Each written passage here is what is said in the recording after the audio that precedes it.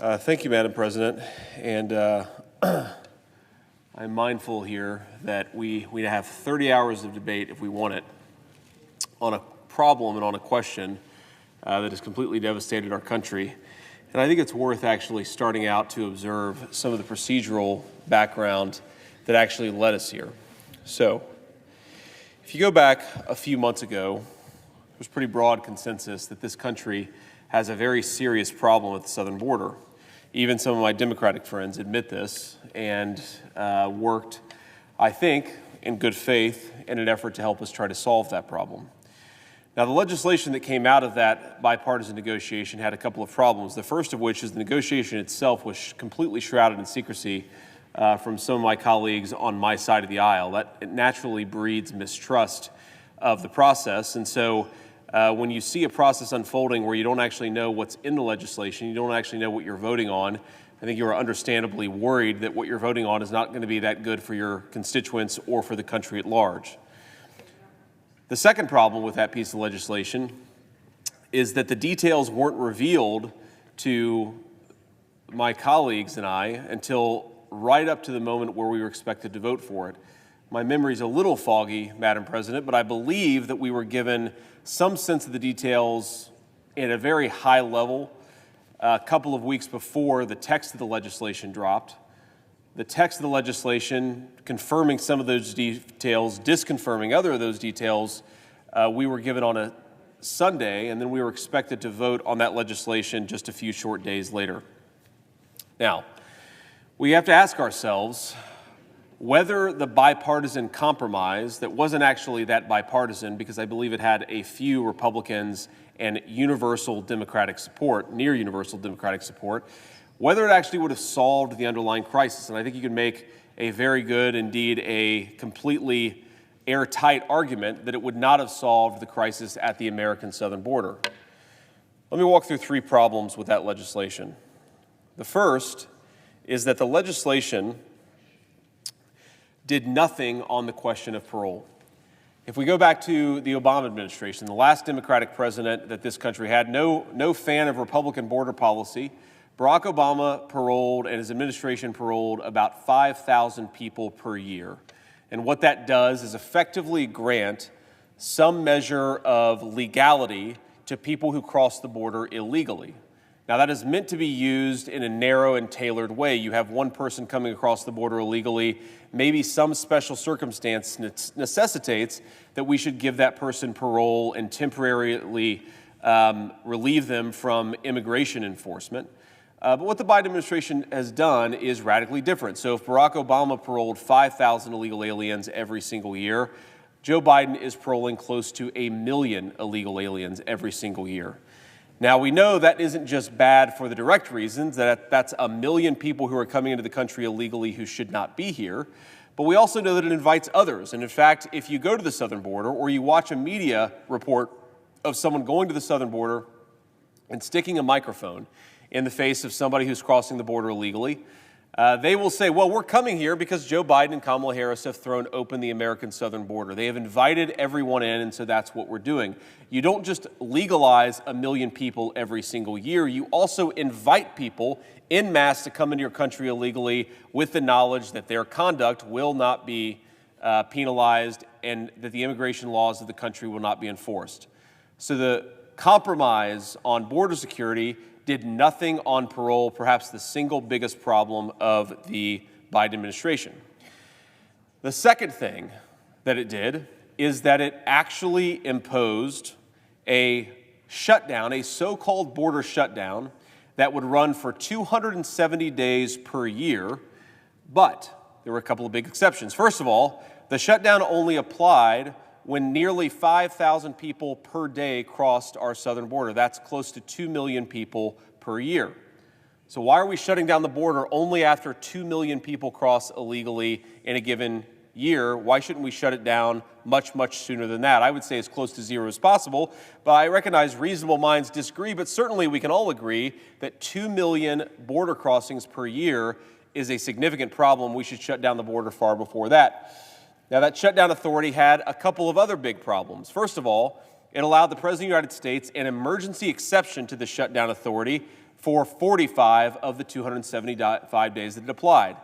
And then it also gave the Secretary of Homeland Security, a man whose job performance has been so terrible that the House of Representatives has impeached him, it gave him 180 days of discretionary authority to limit that border shutdown in the law. So you have 365 days in a year. You have a shutdown authority that only applies once you hit a threshold of 2 million illegal aliens every single year. And on top of that, for the 270 days out of 365 that the shutdown authority can even be applied, you give discretionary authority to Joe Biden and Secretary Mayorkas for 235 of those 275 days to waive it. So if we had been lucky, we would have gotten 45 days of emergency shutdown authority, again, with the baseline of 2 million people coming into the country illegally every single year. That doesn't sound like border security to me. It sounds like more recipe for an open border. And the third and final problem, something that I have to say my colleagues on my side of the aisle who negotiated in good faith, they negotiated a border provision that it's hard to imagine anyone who takes border security seriously being more critical or more skeptical of that border security provision. In particular, it took the question of whether to grant asylum away from immigration law judges, commonly called ILJs, and put them with Border Patrol or USCIS agents, people who are generally considered some of the least interested in border enforcement in our country. So you're taking it away from immigration law judges and giving the ability to grant asylum to some of the most left-wing people within our immigration bureaucracy. And we know exactly what would happen. Whatever standard those folks are meant to apply to the immigration system, whatever standards are meant to limit them in granting asylum, if they're committed to grant asylum, they are going to find a way to grant asylum, and that's exactly what they would have done. That single provision made this the worst border security law perhaps that has ever been attempted in this country. It is the opposite of border security to give the right to grant asylum with a wave of a pen to the people in our bureaucracy who are most committed to open borders. So those three problems created a border enforcement package that would have made the crisis at our southern border much worse. Now, I don't say that because I think that was the intent of everybody who negotiated it. But sometimes when these things get translated from high-level policy talking points into actual legislative text, the details are terrible. And in fact, the details of this particular piece of legislation were terrible. Now, that led us to this new and this brave new world in the border security debate in our country, where having had a complete and utter failure for a border security package that would have made the border crisis worse, my friends on the other side of the aisle have now pivoted to a new talking point that, in fact, because of this border security proposal that was terrible, they are the ones who are actually interested in border security.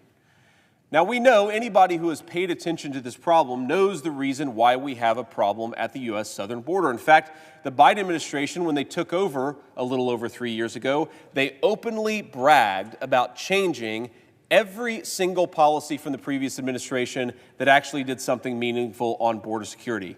They ended Remain in Mexico, and they bragged about it. They radically increased parole, as we've already discussed, and they bragged about it. On issue after issue after issue, the Biden administration has taken a series of executive orders and has put those orders in place knowing that they would cause border security problems, predicting that they would cause border security problems, and then doing them anyways, because they didn't want to enforce the border laws of this country. They wanted to throw the border open for a whole host of reasons. They accomplished it. They were effective. And now, in the run-up to an election, with the president's poll numbers sagging, they have decided that they really care about the issue that they haven't cared about for 3 years. And in fact, if the Republicans had just gone along with their legislation that would have made the border security problem worse, then somehow the border security problem would magically go away. This doesn't make any sense.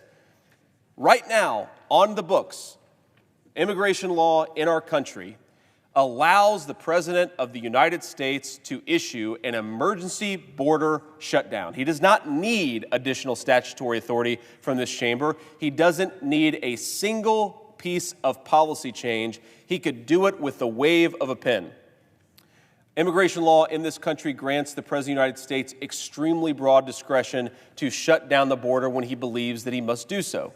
So if the President actually cares about this problem, as he now pretends that he does, why doesn't he actually implement the authorities that he currently has under existing law? Well, the reason, of course, is that he doesn't actually care about the border, or if he does, he feels politically constrained from the left wing of his own party. He cannot care about border security because certain members of his own party would go after him. Now, that's not just hypothetical. For those who watched the State of the Union last night, they will know that the question of the murder of Laken Riley came up. And to recap, Laken Riley was a beautiful young woman with a lot of promise. She was a nursing student, and she was brutally murdered by somebody who was illegally in this country. She was brutally murdered by somebody who shouldn't have been in this country in the first place. And indeed, if Joe Biden has done his job, Laken Riley would still be with us today. May God rest her soul. But I can't help but feeling not just a sense of heartbreak over the loss of somebody who shouldn't have been taken from us, but also a sense of anger over the way in which this young woman's death has been used politically by the other side to avoid taking responsibility for the border crisis.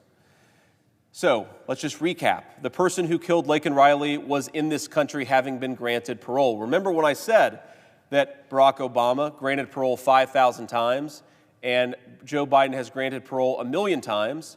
Those additional parole cases, all call it 900,000, because it's just short of 1 million people that Joe Biden is paroling every single year. Approximately 900,000 additional parolees every single year, and it's probably going to be closer to 995,000 parolees this year because he's doing even more parole this year than he was last year. If you take those additional people, some of them are unfortunately going to be criminals, and some of them are going to commit crimes of violence, and some of them are going to do terrible things like murder young nursing students who deserve to have a chance at life and certainly deserve to be safe and protected in their own country. Now, not only was this person granted parole, the person who murdered Laken Riley, this illegal immigrant was also living or had lived in multiple sanctuary cities. So policies that have been promoted in this chamber, policies that have been adopted by some very left-wing people at the local level, gave sanctuary to this person who should not have been in our country to begin with. And because that person was granted sanctuary, they weren't deported, they weren't sent back to their home country, they were in our neighborhoods and in our communities, and this person committed a terrible crime.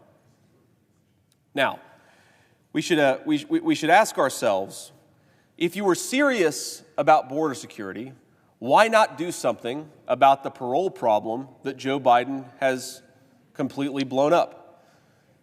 If you go from 5 million parole cases a year, you add 995,000, you get to 1 million parole cases a year.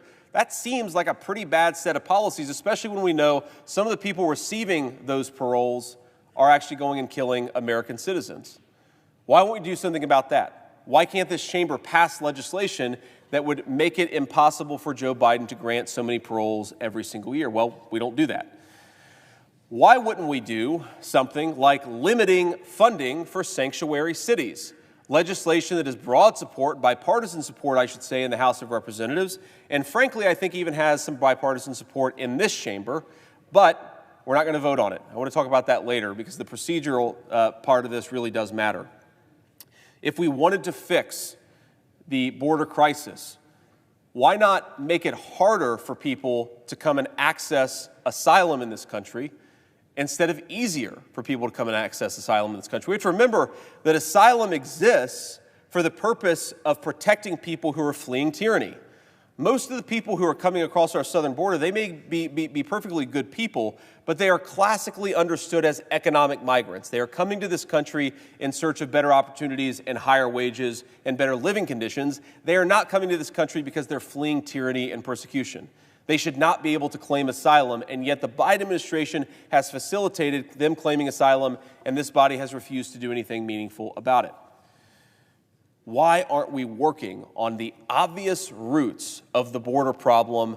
Why aren't we fixing it? Why aren't we doing something about the incredibly pressing challenges that confront us at the southern border. Instead, we have a political party in this country that has for 3 years ignored border security and just wants to use it as a political tool these days instead of actually solving the problem. And again, the way that we know that they're using it as a political tool is because if they wanted to solve it, the president has every single emergency authority he has right now to solve it. Now, because of this, because we have a president who has the authority to solve this problem but chooses not to, one of the things that we're confronted with in this chamber is how to force his hand.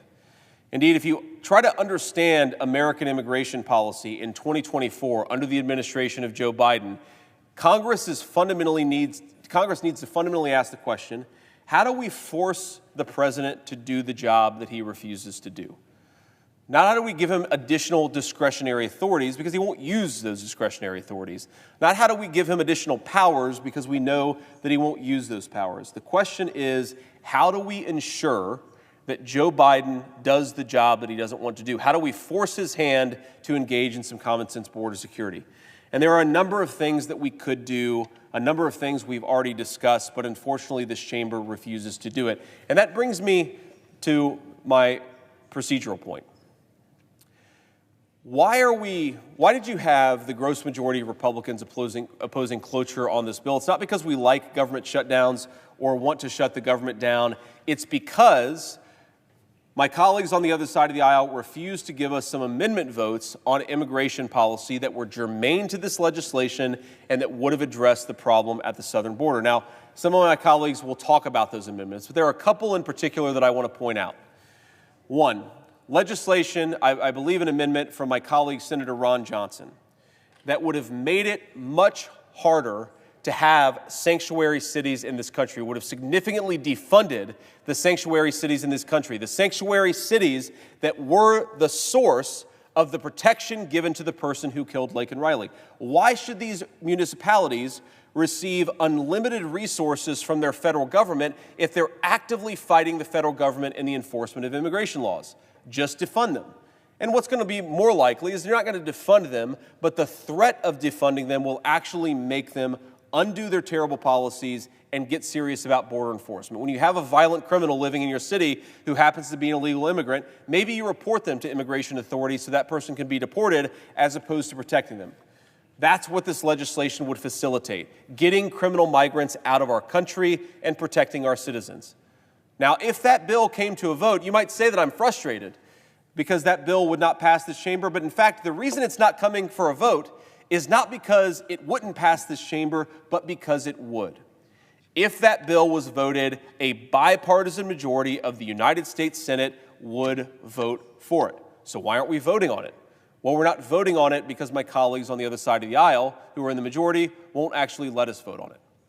Now, there's a second provision. There's a second amendment that really matters here. For my colleague, Senator Bill Hagerty of Tennessee. Now, I won't say that none of the other amendments matter, but these are two of the amendments that I think are really, really important and meaningful. Senator Hagerty's amendment would do something very, very simple. It would say that for the purposes of apportioning congressional representation, you can only count lawful permanent residents, meaning American citizens plus people who are in this country legally. That's what Senator Hagerty's legislation would do. Now, you might ask, who could possibly oppose only counting people who are legally in this country for purposes of apportioning congressional representatives? And the answer, of course, is people who believe that they benefit politically from counting illegal immigrants as part of congressional apportionment. Now, I was here on January the 6th, 2021. But to hear my colleagues who were here, especially on the other side of the aisle, January the 6th was the biggest threat to American democracy in our country's history. Hundreds of thousands were killed in the Civil War, but that doesn't compare to January the 6th. World War II saw 330,000 Americans die. Not nearly as big of a tragedy as January the 6th. September the 11th, 3,000 innocent civilians brutally murdered by terrorists, but a walk in the park compared to the terrible incident of January the 6th, 2021. It was a threat to democracy, an assault on democracy, the worst threat to democracy that this country has ever seen. I have actually seen people repeat that phrase multiple times who are representatives in this chamber and they do it with a straight face. Now, here's the problem with that. What is a bigger threat to democracy? Is it what happened on January the 6th, which of course was not a good thing? There are people who committed violent crimes and they ought to be prosecuted. But what is a bigger threat to democracy? That day, or giving congressional representatives to people who shouldn't be in this country in the first place? California has 5 additional representatives in the U.S. House of Representatives relative to my home state of Ohio. Why? Because California has a large illegal immigrant population, and those are counted for purposes of congressional apportionment. So they're destroying the democratic value of the people of Ohio's participation in their own country by giving congressional representation to people who shouldn't be in the country in the first place. Now, how does that make an ounce of sense? And how is that not a major assault on democracy? What if over the, what if we have a Democratic administration for the next 4 years and another 50 million people come into this country illegally? You rapidly get to a point where the people who belong here, the people who are in this country legally, have a significantly lower representation from their own Congress than they otherwise should. Why is it that if you come into this country and break its laws, you get rewarded with greater congressional representation, whereas if you're in this country legally, you actually have your congressional representation stolen from you? And it's not just the inflation of Congress's value, which is to say the destruction of the actual democratic power of people, it's also the vote. Multiple municipalities all across our country have proposed giving illegal aliens the right to vote in this country. And I'm sure, though it hasn't, I believe, happened in this chamber, it will eventually happen that somebody in this chamber proposes that we should give illegal aliens the right to vote in this country. Isn't that a threat to democracy? I think so. In fact, I think it's a far bigger threat to democracy than anything that we've seen in the last few years, maybe the single biggest threat to democracy that we've seen in the history of this country. Never before have you had senators and representatives of the people refusing to allow a vote on whether we should only count U.S. citizens for purposes of doling out congressmen.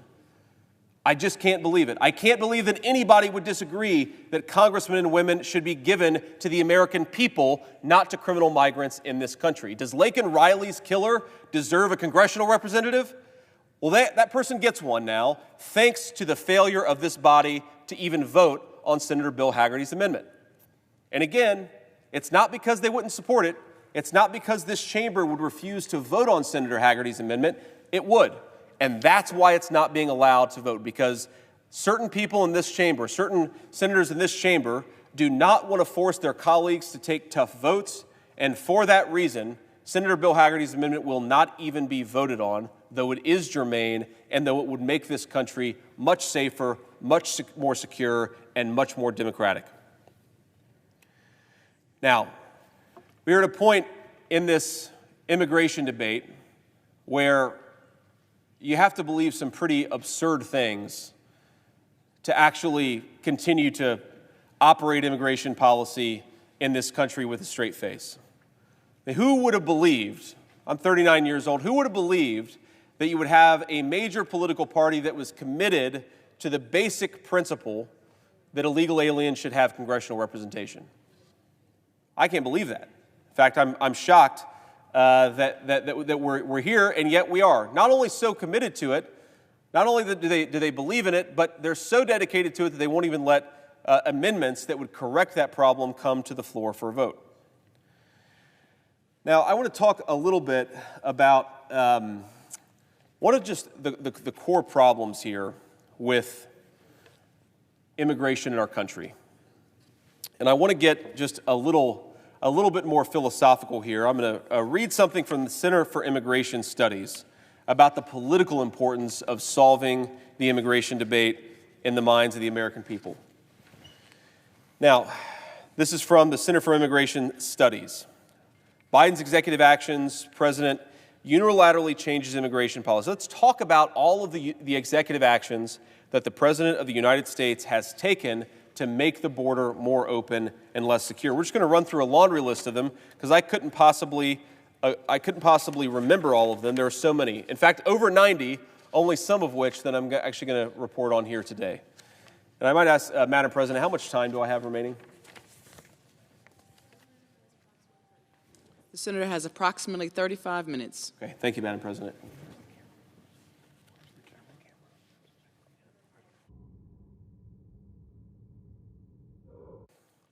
These are, reminder, a laundry list, but not a complete laundry list, of all of the executive actions taken by the Biden administration over the last 3 years, especially in the early part of his administration. This was issued on January 20th, 2021, just 14 days, just the very day that Joe Biden took office as President of the United States, just 14 days after January the 6th, which we just talked about. Now, the Trump policy. One of Trump's major immigration policies during his administration was to complete the construction of a wall along the southern border to help thwart illegal aliens from entering the country.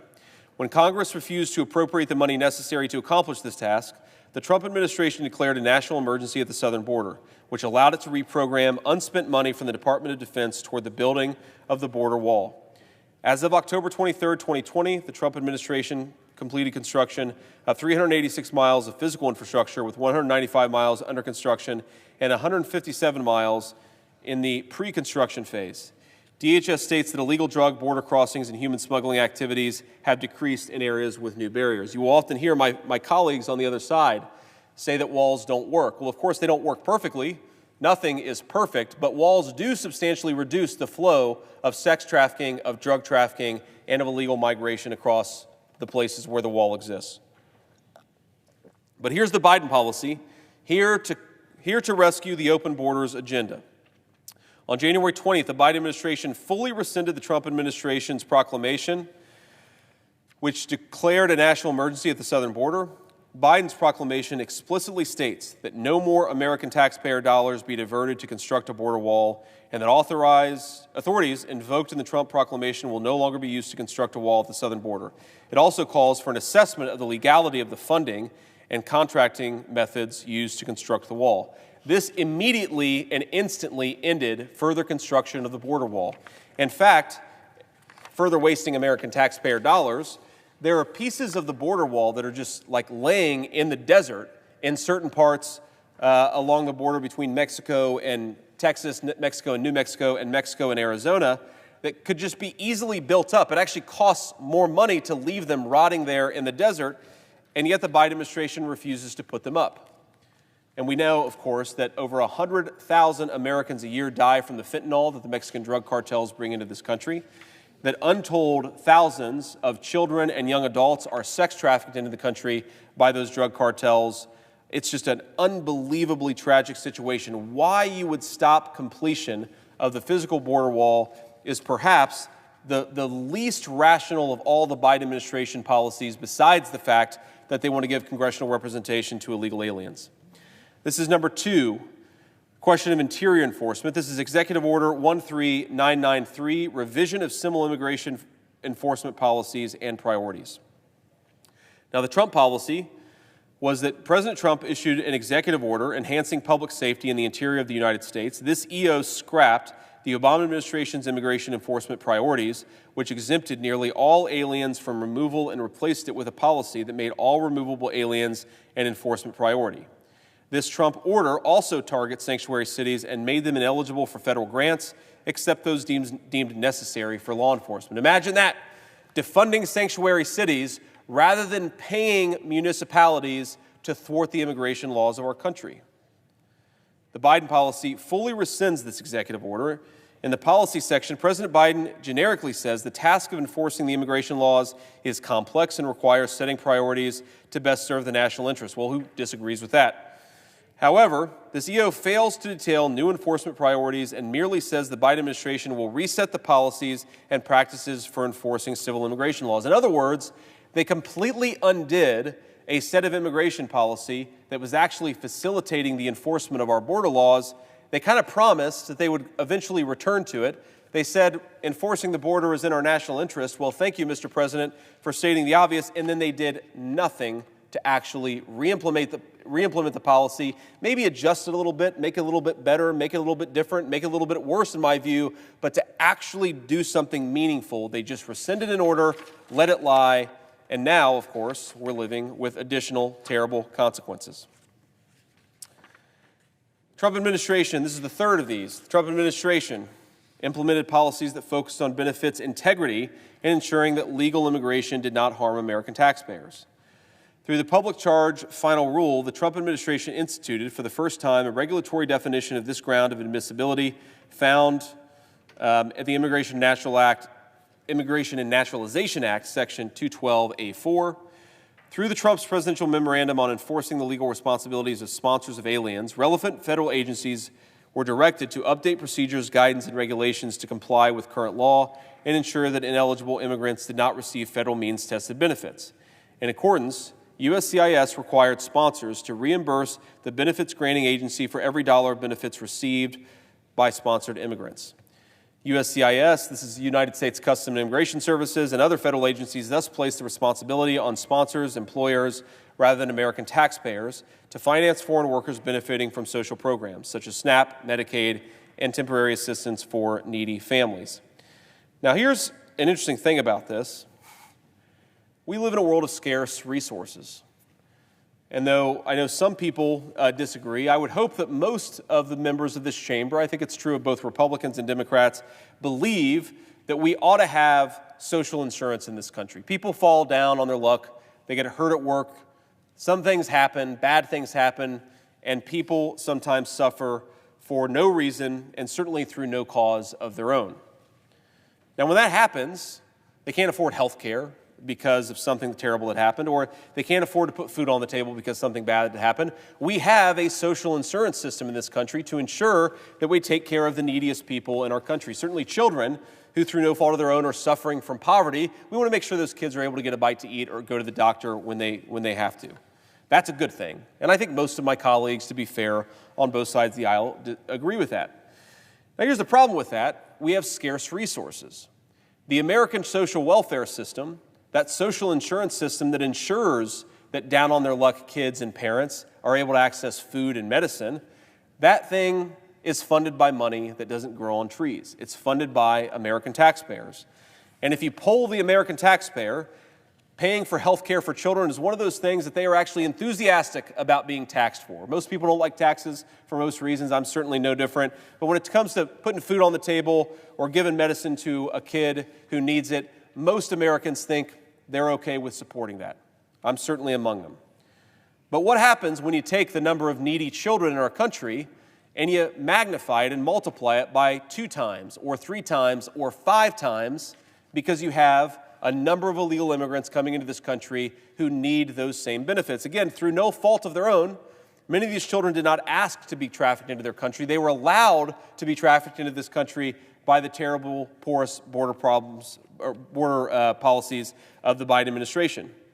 But we have to pick and choose, and we have to prioritize, and my way of prioritizing would be this, that you give resources to people who are citizens of this country. All of us are members of an American national community, and we take care of our own. We take care of our fellow Americans, but we cannot and should not take care of every person who's down on their luck who wants to come into this country, even if they violate our laws to do so. So a Trump administration policy that would set the simple standard that Americans take care of Americans, that we prioritize our food stamps and our Medicaid for American citizens. Did the Biden administration say, yeah, that's actually a pretty good idea that Americans should take care of Americans? No, the Biden administration rescinded this policy too.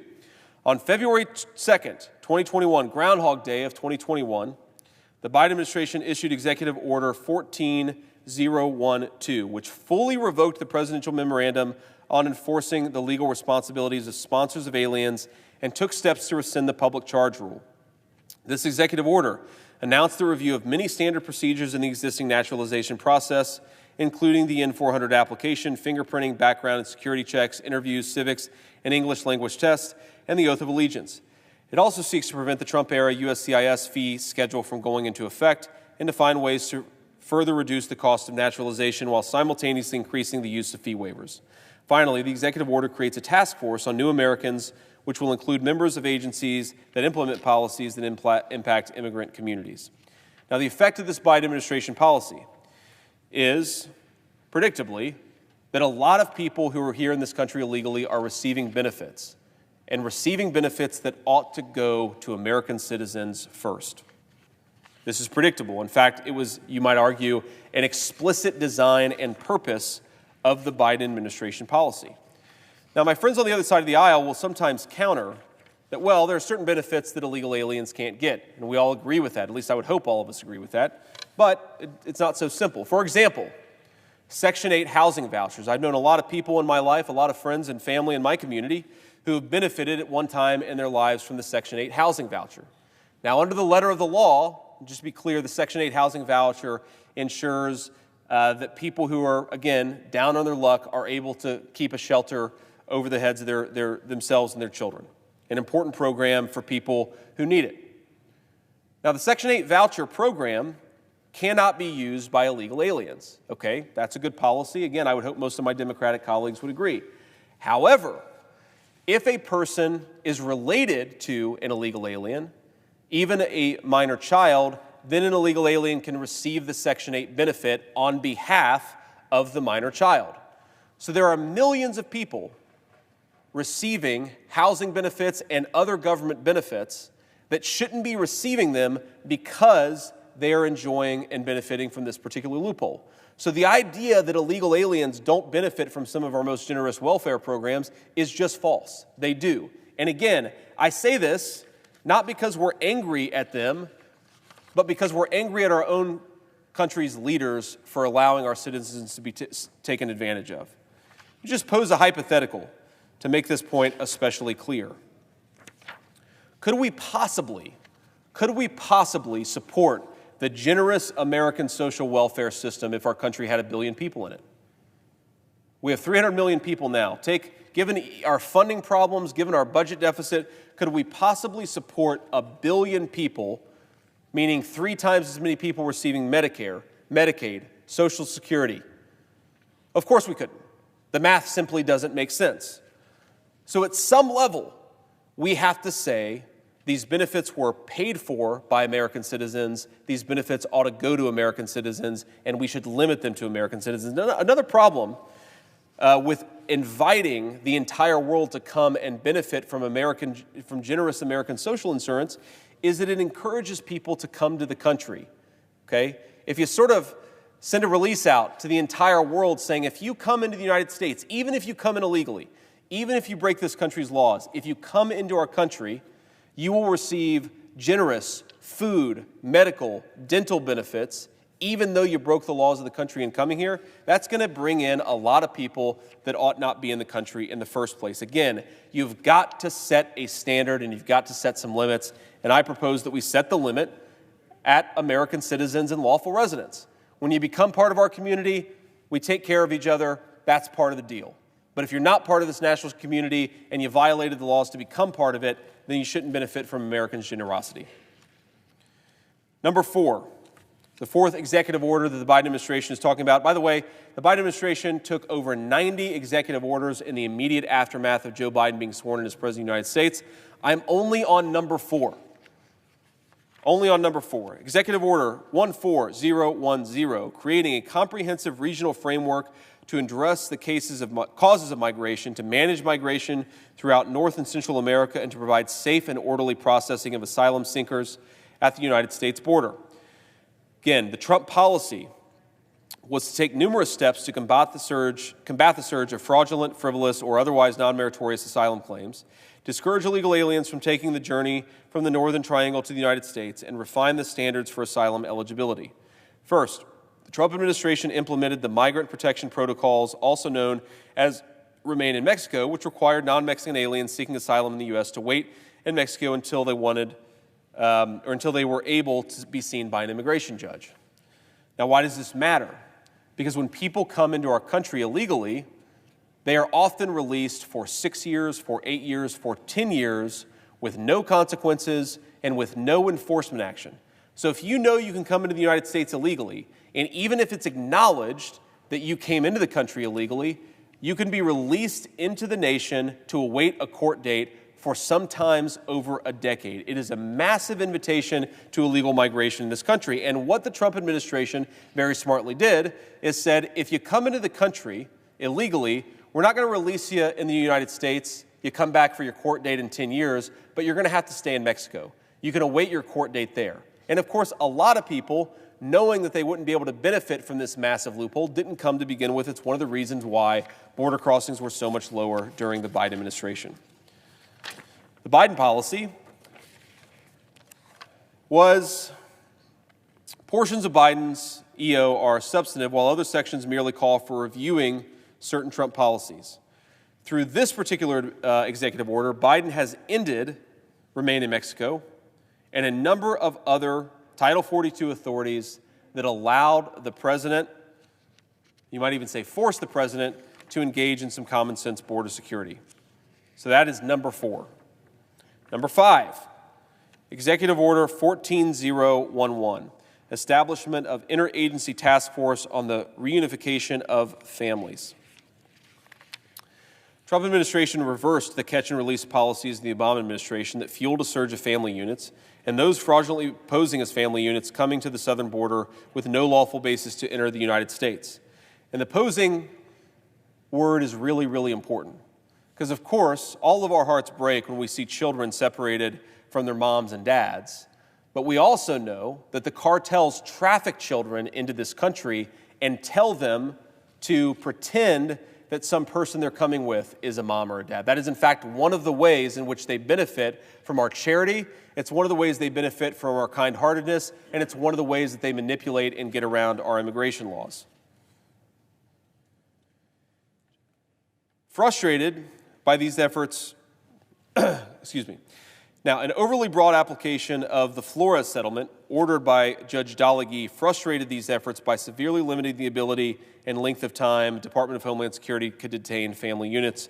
In response, in 2018, Attorney General Sessions issued a memorandum entitled Zero Tolerance for Offenses under this particular provision of the law, which resulted in the decoupling of family units. The children were sent to H&HS custody and treated as unaccompanied minors, while the adults were treated as single adults for enforcement purposes. Due to one of the problems, Madam President, you'll forgive me, as you get older, is that your eyesight gets worse and worse. And I should have had my reading glasses. Now, this Biden executive order officially rescinds then Attorney General Sessions' zero tolerance policy memo and establishes a task force to identify all children who were separated from their families in the United States-Mexico southern border between January 20, 2017 and January 20, 2021 in connection with the operation of the zero tolerance policy. Now, again, we have to remind ourselves here that the people who are claiming that they're bringing their children in are very often not bringing their children at all. They're someone else's children. A number of my colleagues have visited the border and talked with young people, sometimes under the age of 12, who have been brought in by people who claim to be their parents, but in fact are sexually abusing them. They haven't seen their parents in months, maybe in years. Eliminating the Trump administration policies on this issue facilitates the very kind of predation that the Trump policy prevented in the first place. It actively encourages the cartels to traffic children and to coach these children to tell U.S. Customs and Border Patrol that the people who are abusing them, the people who sometimes abducted them, are in fact their parents, and these poor children don't know any better. What an absolute travesty and a humanitarian disaster. And Madam President, can I ask how much time I have? The senator has about 16 minutes remaining. President, I'm not sure which of us is happier about that reality. I will make one more. I will make one more observation here. And okay, one more observation here from a report before I make some concluding remarks, being mindful of time. So this is something published by the Center for Immigration Studies report, 3 years of Biden immigration policies have benefited criminal aliens. This was published by John Fear on January 9th of 2024. For 3 years, the Biden administration has claimed that its policies are designed to focus on criminal aliens to a greater degree than the policies under the Trump administration. As DHS Secretary Mayorkas put in a September 2021 memo, by, quote, exercising our discretionary authority in a targeted way, we can focus our efforts on those who pose a threat to national security, public safety, and border security, and thus threaten America's well-being. It is now clear that the promised outcome has not been met and that the Biden administration's policies have gutted the nation's immigration enforcement system, with no concern about the number of criminal aliens that are being released into our communities. Official data from U.S. Immigration and Customs Enforcement reveals that the Biden administration has arrested and removed significantly fewer criminal aliens than the Trump administration. This data comes from both ICE public releases as well as a Freedom of Information Act request by the Center for Immigration Studies. Now, contrary to Secretary Mayorkas' claim, public safety and national security have been significantly undermined by the Biden administration's reckless policies, and the threats the administration has created will continue to inflict damage on American society for many years to come. This analysis compares the first 3 years of ICE criminal alien data under the Trump administration, which was 2017, 18, and 19, to the first 3 years of ICE criminal alien data under the Biden administration, which is 2021, 2022, and 2023, and finds that criminal aliens have been top beneficiaries of the Biden administration's immigration agenda. A criminal alien is one, to define this term, is one who has a criminal conviction or pending criminal charges. These aren't people, again, who just came across the country illegally, which no person should do. These are people who actually have criminal charges on top of the fact that they came across the border illegally. The data shows the Biden administration is responsible for the following when comparing the years 2017, 18, and 19 to 2021, 2022, and 2023. 57% decrease in arrests of criminal aliens. They're arresting far fewer of these criminal migrants. 68% decrease in at-large arrests of criminal aliens, 44% decrease in detainer requests issued on criminal aliens, 67% decrease in deportation of criminal aliens, and a 55% decrease in immigration-related criminal convictions. They are explicitly undoing the previous administration's immigration policies, and they have the gall to say that this is all the Republican Party's fault. I wish that we had a Republican in charge of the White House right now who could undo these things, but we don't. We have a President Biden who refuses to enforce the border policies. It should be noted that total annual arrests and removals are larger than the numbers discussed here, as this analysis looks only at data related to aliens with criminal histories and does not include data on aliens without known criminal histories. Biden administration has cut arrests of criminal aliens by 57%. I just want to dig into this just a little bit more in greater detail. In the first 3 years under the Trump administration, ICE made 389,000 administrative arrests of aliens with criminal convictions or pending criminal charges. That's 389,000 during the Trump administration. In the first 3 fiscal years under the Biden administration, ICE made 165,000 administrative arrests. Now, remember that during this time, 2021, 2022, and 2023, crime has been going up relative to 2017, 18, and 19. In fact, 2021 and 2022 were the most violent years in about 3 decades, not just for assaults and other things, but also for murders. I believe 2022 was one of the worst years for murders in this country in a very, very long time. And yet the Biden administration is arresting fewer than half of the criminal migrants in this country compared to the Trump administration. They can't say it's lower crime because the crime is a lot worse in 2022 than it was in 2018. What they can say is that it's lower enforcement that is endangering the people of this country and endangering the citizens of our nation. Now, I've heard some say, and I want to address this comment, that in fact crime is going down in this country. And it's one of those things that's like half true, but is completely and utterly dishonest to the actual reality that we confront. So if you look at the number of murders that exist in the United States, the statistics aren't final, by the way, but in 2023, there were less murders in this country than 2022, right? Good news. That's the half-true part of the statistic. And that's why many of my colleagues on the other side of the aisle will say it's a hoax to say that we have a problem with criminal aliens. It's the problem with that. 2022 is one of the worst years on record for murders in this country. 39 years old, it's one of the worst years of my life for murders in this country. 2021 was not much better. So the 2 years of the Biden administration, they had skyrocketing murders, some of the worst violent crime statistics in the history of the country, and they're patting themselves on the back because it came down a little in 2023. That's not how this works. That is not a good thing to be a little bit lower than the record highs of 2022. In fact, the number of murders that we saw in this country in 2023 is still much higher than what we would have expected in this country 5 years ago, 10 years ago, 20 years ago. We have too much crime in this country. We have too many young people like Laken Riley who are being killed or assaulted simply for living their lives in their country. And the reason why we have this problem is at least in part right here, because Joe Biden refuses to deport criminal aliens. It has been the explicit policy of his administration. And I have to say that Secretary Mayorkas said something I actually agreed with here in referencing the discretionary authority of the Biden administration, because it is the discretionary authority of the Biden administration that is the problem. Madam President, the Biden administration refuses to use that discretionary authority to actually do its job.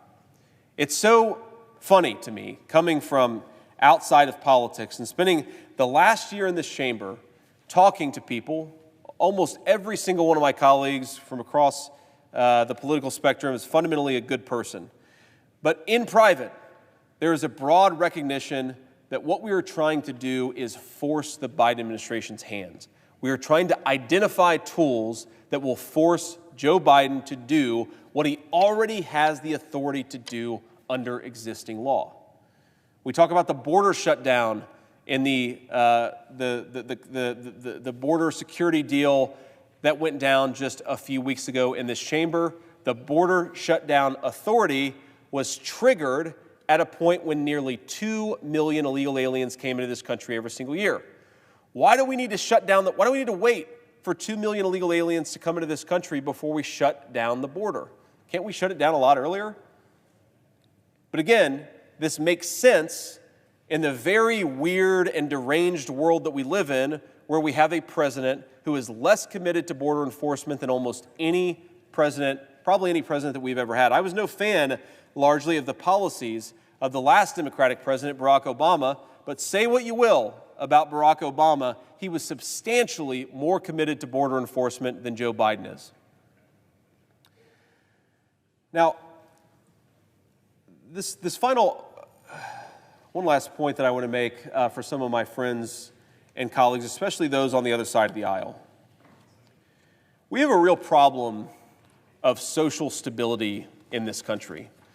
A lot of people talk about our rancorous political debates. A lot of people talk about how politics seems more zero-sum today than it has been in a very long time.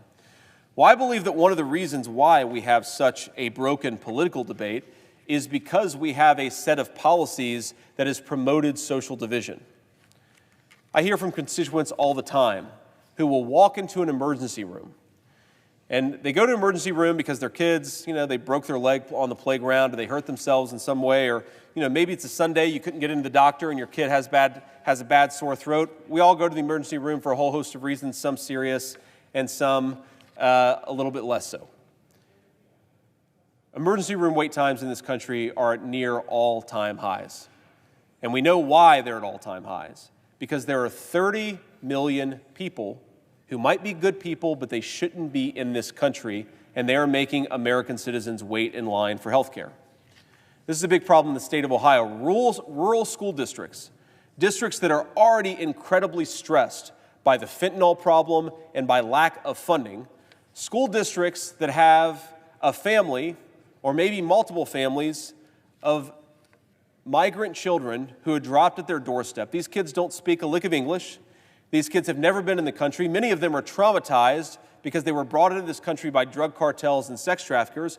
These kids are not bad people, but why are we expecting American citizens who are already working in overstressed public schools to educate these kids? And do we honestly think that when you take a rural school district and you drop a dozen kids who can't speak a lick of English, that it actually makes life easier for the rural kids in those districts to get a good education? Of course it doesn't. Of course it doesn't. You don't have to believe anything bad about the children who are in those school districts. You just have to believe that every country has its limits. And the thing that we need to be focused on right now is the education of our own children and the well-being of our own citizens. That doesn't make us heartless. That just means that we recognize that the first and most important obligation that we owe is to our families, our communities, our neighborhoods, and our country, not to people who have illegally crossed the border to come in to this nation. We don't have enough services, we don't have enough resources, and we don't have enough wealth to support the entire world at the level of generosity that we support the American citizen. Overcrowded hospitals, overcrowded schools, rising violent crime rates, all of these things are the recipe for social dysfunction and social disaster. We are dividing our citizens against one another. We are taking away some of the critical resources and supports that make living in this country a good and nice thing. And then we're surprised when our politics is angrier than it used to be. Or we're surprised when Americans feel like their elected leaders don't care about them. Well, if you're flooding rural Ohio schools and rural Ohio hospitals with a bunch of people who shouldn't be there in the first place, then they are right to think that their leaders don't care about them.